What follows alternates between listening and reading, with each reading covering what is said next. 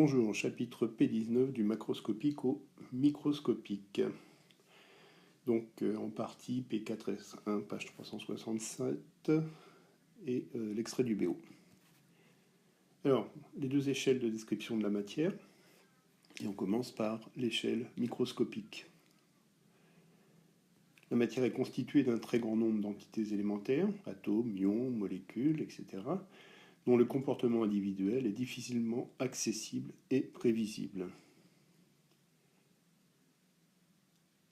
Dans un fluide, liquide ou gaz, la vitesse des entités est liée à la température, c'est ce que l'on appelle l'agitation thermique.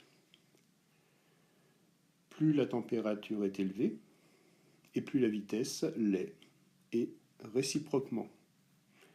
Et plus la vitesse l'est, et réciproquement. Dans les solides maintenant, les entités vibrent de part et d'autre de leur position d'équilibre. Plus la température est élevée, plus la fréquence de vibration est grande, ce qui peut d'ailleurs provoquer des changements d'état. L'échelle macroscopique maintenant, ça concerne tout ce qui est visible à l'œil nu. Le comportement collectif d'un très grand nombre d'entités élémentaires, donc microscopiques, peut être décrit à l'aide de grandeurs physiques mesurables à l'échelle humaine. De grandeur physique mesurable à l'échelle humaine. Par exemple, la température, qui est liée à la vitesse des entités, la quantité de matière, liée au nombre grand N d'entités, et donc à la masse, la pression, qui est-elle liée au nombre de chocs.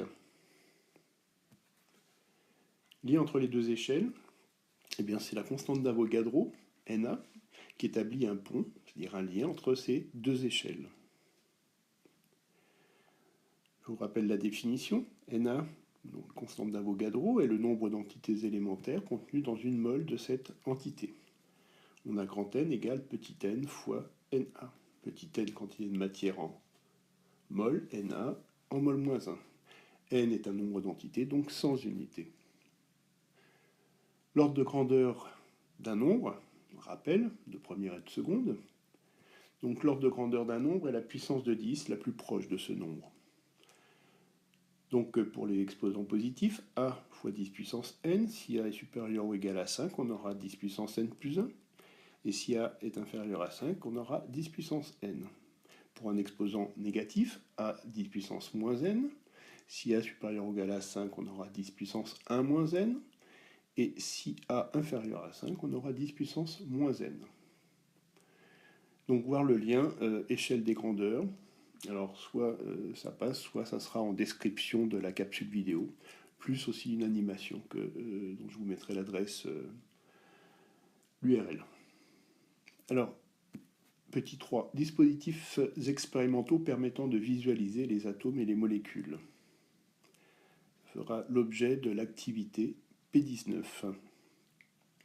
Donc deux choses, le microscope à effet tunnel et le microscope à force atomique. STM pour Scanning Tunneling Microscopy et AFM pour Atomic Force Microscope. Donc ce sont des techniques qui permettent d'obtenir des images de synthèse de la surface des matériaux. Je vous remercie de votre écoute.